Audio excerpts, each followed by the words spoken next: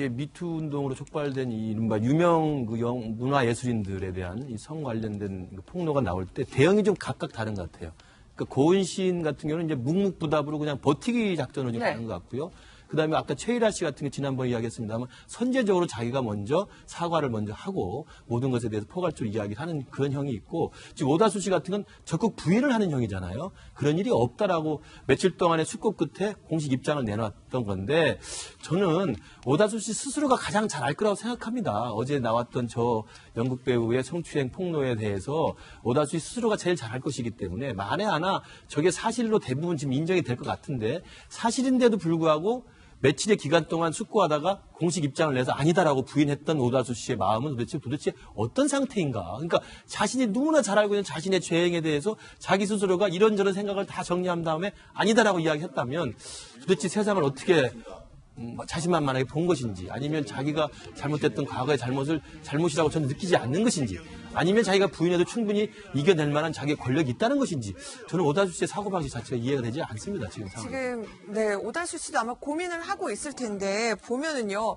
이렇게 생각이 들거든요. 김재 변호사 정말 계속 이제까지 내가 예전을 돌아봤지만 그런 일이 없었는데 라고 얘기를 하는데 이번에도 또 아니라고 얘기할 경우에는 이게 지금 어떻게 또 수사를 할 수 있는지 과거에 보면 또 2000년대 일이잖아요. 네. 그러니까 사실은 이 미투 운동이 꼭 반드시 이렇게 형사 처벌만을 목적으로 하는 것은 아닙니다. 어떻게 보면은 약자들이 택할 수 있는 그런 정치적 행위라고 봐야 되는데요. 이제 그 권력에 있는 사람이 버젓이 그렇게 권력을 행사하고 있는 그 모습 그런 것들에 대해서 이제 항의를 하면서 더 전 사회가 같이 한 번에 이제 이 사람을 좀 응징해주기를 바라는 이제 그런 일종의 사회적 정치적 운동이라고 볼 수 있고요. 사실은 2월 15일, 2월 19일 이때 이 이윤택 씨 관련 그 기사에 익명의 댓글로 이 성추행 폭로가 처음에 있었습니다. 근데 그렇지만 익명으로 달았고. 그러니까 오달수 씨에 관련된 그렇죠. 예, 오달수 씨. 처음도 이윤택 씨에 관련된 기사에 댓글. 네, 기사에 댓글이죠. 왜냐면 이윤택 씨가 데리고 다니던 어떤 한 배우, 지금은 중견급 코믹 배우가 되었다. 이제 이런 식으로 해서 실명은 밝히지 않은 채 어쨌든 오달수 씨를 굉장히 지목한 것 같은 이제 그런 댓글을 처음에 달았지만 익명으로 있다 보니까 오달수 씨가 본인이 이제 부인해도 되겠다 싶었다고 생각한 것 같아요. 그러니까 나는 아무리 생각해봐도 그런 일이 없다라고 했는데 하지만 2월 26일, 27일 두 번 다 이 종편 생방송에 피해자 직접 출연을 해가지고 피해 사실을 폭로하는 이제 그런 행위가 있었죠. 그러고 나니까 이제는 더 이상 오달수 씨가 피할 수 없게 된 것 아닌가 이렇게 생각이 들고요. 그러니까 처음에 이제 이 엄지영 배우에 대해서도 사실 확인 시간이 필요하다고 했지만 어쨌든 오늘은 제가 볼 때는 좀 다른 태도를 취하면서 어떤 대국민 사과가 있지 않을까 이런 예상을 해봅니다. 네. 뭐 오달수 씨가 또 여기에 대해서 혹시 반론을 펼치신다면 거기에 대해서도 저희가 이제 소개를 해드리겠습니다. 다만 일단은요 지금 오달수 씨가 별명이 있죠. 박미영 차장. 오달수 씨 별명이 천만 배우인데요. 최근에 이제 영화를 정치부 차장 역할을 하느라 영화를 많이 못 보셨기 때문에 제가 김근식 교수님께 여쭤볼게요. 보면은 저도 지금 보면은 그 오달수 씨 출연 영화 뭐 도둑들, 암살 그래서 원래 천만 요정이라는 별명이 있었는데 지금 여러 가지 또 작품 개봉을 앞두고 있기도 한데 보니까 이제 드라마 최근에 그렇죠. 하차하기로 했던 그러니까 오다수 씨 같은 경우 사실 국민들한테 굉장히 사랑을 받았던 유명한 중견 조연 배우 아닙니까? 근데 사실 주연급 조연 배우로 많이 성장을 했는데 저도 많이 봤어요. 특히 놈놈놈 그것도 봤고요. 최근에 있었던 조선 명탐정 이런 것도 봤는데 그렇게 국민들한테 친근하게 다가왔던 오다수 씨가 저런 식의 어떤 보이지 않았던 잘못을 저지르고 계속 연극배우로 커왔다는 사실이 드러난다고 한다면 저는 아까 지금 말씀하신 TVN이죠. TVN에서 준비했던 드라마도 하차 결정을 내려졌다고 그러는데요. 그 드라마에 끼칠 악영향이 있을 거 아닙니까? 네. 그 방송국에서는 아주 야심차게 수많은 인력과 제작비를 투자해서 그 드라마를 준비한 건데 오다수 씨 하차를 위해서 굉장히 이미지가 버릴 수가 있는 것이죠. 또 중요한 것은 오다수 씨가 출연한 이미 다 찍어놓은 영화도 있다고 합니다. 그럼 그 영화는 개봉을 앞두고 있는데 오다수 씨가 거기에 다 들어가 있는 장면이 다 포함된 영화인데 그 영화를 개봉할 수 있겠습니까? 아니 오다수 씨의 저런 성추행이나 성폭행 사실이 진짜 사실로 인정이 된다고 한다면 오다수 씨를 배역으로 줘서 영화를 제작해서 지금 개봉을 앞두고 있는 영화사는 어떤 지금 상황이 되겠습니까? 저는 저런 면에서도 오다수 씨의 후폭풍이 간단치는 않아 보입니다. 그러니까 이게 예를 들어서 만약에 오다수 씨의 사건이 진실로 규명이 된다 그러면 앞으로 있었던 영화 이제 나오지 못할 것이고 지금 있는 건 덮으면 되는 건데 우리가 명절 때마다 그 지상파 방송에서는 특선 영화 틀잖아요. 오달수 씨가 거의 안 나온 영화가 안 나온 없어요. 영화가 없어요. 저는 국제시장부터 시작해갖고 굉장히 많은 영화들을 봤는데 이게 주연급 조연 배우라 그래서 사실 거의 모든 영화 특히 천만 관객이 들거나 가족들이 다 같이 즐길 수 있는 오락 영화에 나왔기 때문에 이거 참 틀 수도 없고 안 틀 수도 없게 되는 딜레마에 빠지지 않을까 싶은데 이렇게 대중성이 가미된 공인 입장이라면 본인의 행동들을 참 조심해야 되는데 여러 가지로 걱정이 큽니다. 보니까 또 오달수 씨가 제가 드라마에 출연했던 기억이 거의 없는데 정말 아주 어렵게 또 오달수 씨 섭외해서 중요한 역할을 맡겼는데 하차하게 됐다. 이런 소식도 이제 좀 언론에서 접할 수가 있는데요. 김지혜 변호사, 지금 또 오달수 씨가 오늘 지금 또 대국민 관련해서 입장문을 발표한다. 대국민 사과를 한다. 이런 소식도 지금 전해지고 있습니다. 김지혜 변호사, 그런데요. 만약에 이렇게 대국민 사과를 하면서 이렇게 하차한다고 해도 조금 전에 김규식 교수님이 얘기했던 것처럼 네. 영화 이미 다 찍었잖아요. 그렇죠.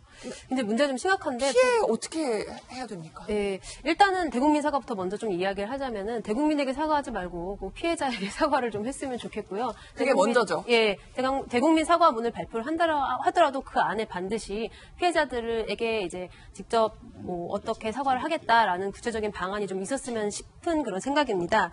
근데 일단은 무슨 방송 출연이라든지 아니면 영화 출연 등 엔터테인먼트 계약을 맺을 때 보통은 그 계약서 내에 어떤 그런 부적절한 행위로 인해서 그 방송 자체가 타격을 입게 된다거나 아니면 영화 자체에 어떤 큰 손실을 이렇게 입히게 되는 경우에는 그에 대한 손해배상 조항을 넣는 경우가 굉장히 많습니다. 아마 오달수 씨가 출연한 그런 영화들에도 아마 그런 조항들이 같이 있을 것 같고 방송도 뜯어봐야겠네요. 네. 네. 이제 그로 인해서 구체적으로 이제 발생한 그런 피해 사실이 있다면 아마 이런 손해배상 조항도 청구도 가능할 것 같지만 그렇지만 이제 문제는 이 불법 행위가 예전에 과거에 일어난 일이라서 과연 이것들이 법률적으로 어떻게 해결될지는 구체적인 계약 조항을 한번 다시 살펴보고 그리고 또 뭐 제작사 간의 어떤 협의도 좀 필요할 것 같습니다. 네, 지금 뭐 오달수 씨가 대국민 사과를 발표한다는 소식이 조금 전에 한 이제 스포츠조선 보도를 통해서 알려졌는데 또 여기에 대해서 정해진 게 없다라는 또 반박 보도도 나와서 아마 지금 오달수 씨 입장 표명에 대해서 가장 지금 언론의 관심이 뜨거운 것 같은데 여기에 대해서도 저희가 좀 보면서 좀 정확하게 사실이 확인되는 대로 말씀을 드리도록 하겠습니다.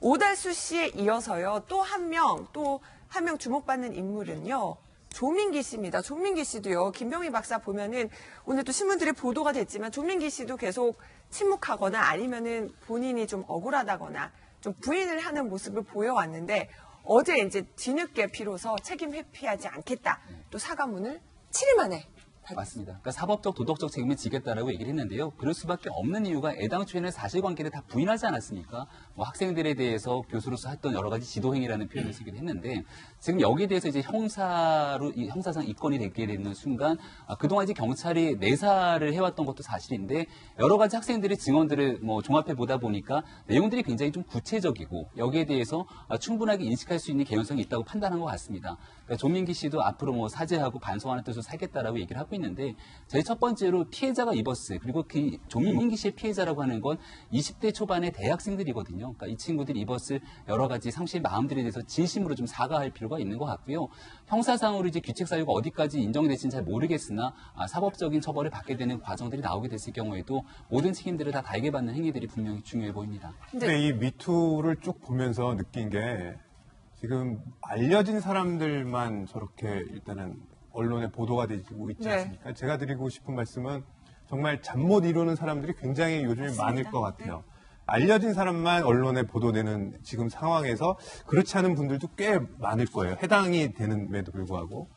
그런 점에서 봤을 때 저기 조민기 씨도 그렇고 지금 뒤늦게 사과를 하는 모습이 과연 진정성 있는 사과인지 일단은 의문이 들고 연예인들을 다 싸잡아 비판하는 건 아닙니다. 뭔가 문제가 있을 때 밀려서 사과를 한 다음에 다시 시간이 또 지나면 아무렇지 않게 등장하는 경우가 너무 많아요. 근데 이번 사안은 그런 사안은 아닐 것 같아요. 절대로. 그렇기 때문에 단순히 지금 보면 여러 사람들이 거론되다 보니까는 밀려서 사과하고 다른 사람이 또 이슈를 논란이 되면 조금 빠져나가고 이런 개념이 아니기 때문에 이런 사람들은 평생 습관적으로 해오지 않았습니까? 만약에 지금 주장과 증언이 다 사실이라는 전제하에서 봤을 때는 그게 하루아침에 고쳐질까?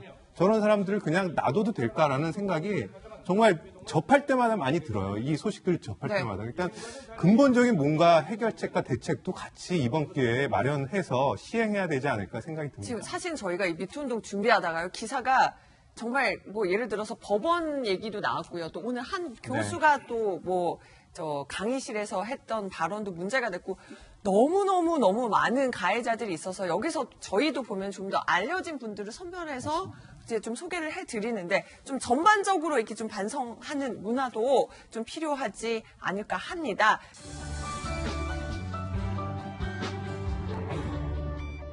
국선 변호인단 박 전 대통령을요 한 번도 만나본 적이 없습니다. 이 변호인단이요. 박근혜 전 대통령 직접 이익을 취하지 않았습니다. 눈물까지 흘리면서 박 전 대통령을 변호했습니다. 네. 어저께 결심 공판에서 단연 눈에 띄었던 인물들은 사실은 국선 변호인단이었던 것 같아요. 그러니까 말씀하셨던 것처럼 박근혜 전 대통령을 한 번도 만나지 못했지만 박 전 대통령이 책을 읽어보거나 공소 기록들을 꾸준히 살펴보면서 피고인의 이익을 침해하지 않는 선에서 변론을 해야겠다라고 하는데 최선을 다했던 것 같고요.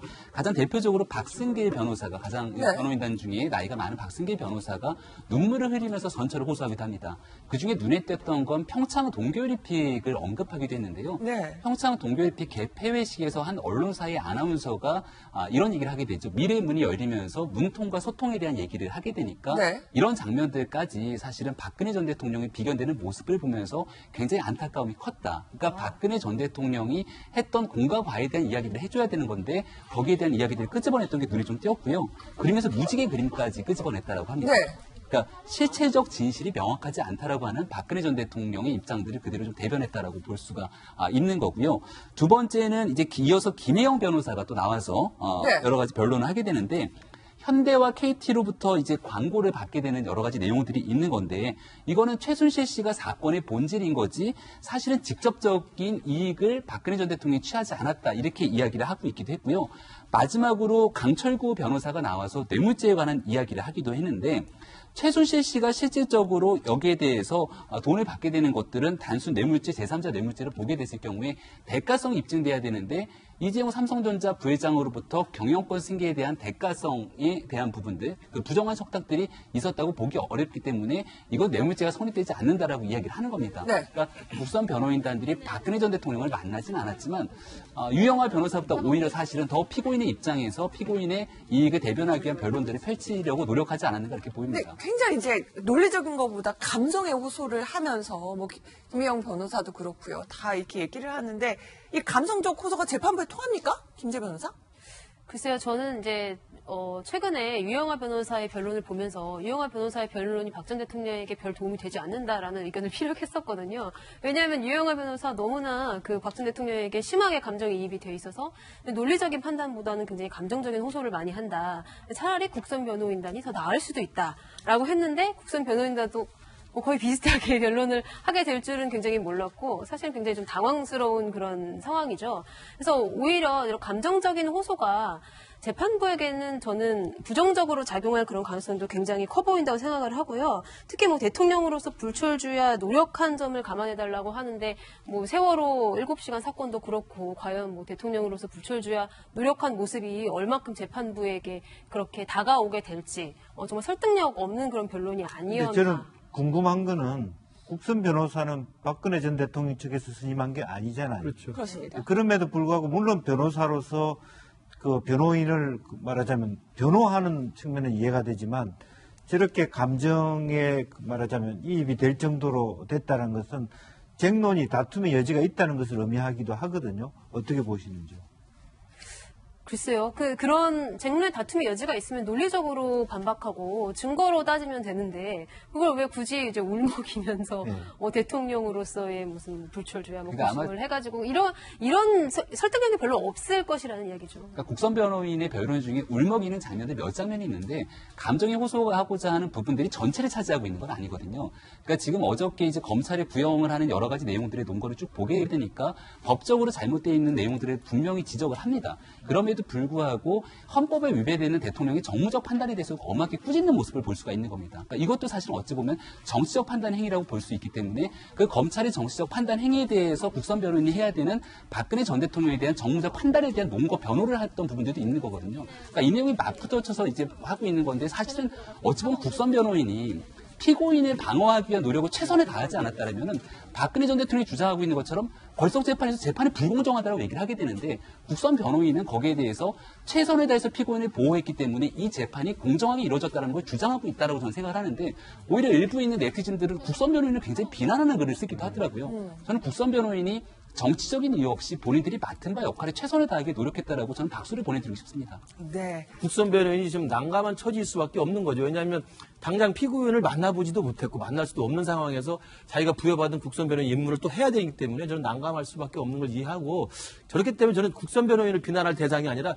또 박 전 대통령 비난할 수밖에 없어요. 국선 변호인을 만나주지 않는데 어떻게 합니까? 그러니까 오히려 피고인이 만나서 자기 이야기를 해줘야 되는 거고 국선 변호인이 가장 쉽게 가장 뭐 많이 할 수 있는 말이 그거 아닙니까? 재판장님 지금 피고인이 반성하고 있고 잘못을 깨닫고 있습니다. 선처를 부탁합니다. 이렇게 해주는 게 사실 맞거든요. 근데 피고인이 반성도 안 하죠. 만나지도 않죠. 잘못 인증도 안 하고 있는데 어떻게 국선 변호인이 뭐 그런 말을 합니까? 그러니까 저는 국선 변호인이 탓이 아니라 저는 오히려 결국 박 전 대통령의 탓이다라고 생각을 해요. 네. 자, 마지막으로 딱 질문 하나만 할게요. 최순실 씨 25년 구형에 20년 선고될 것이라고 김재 변호사가 전날 예측을 했어요.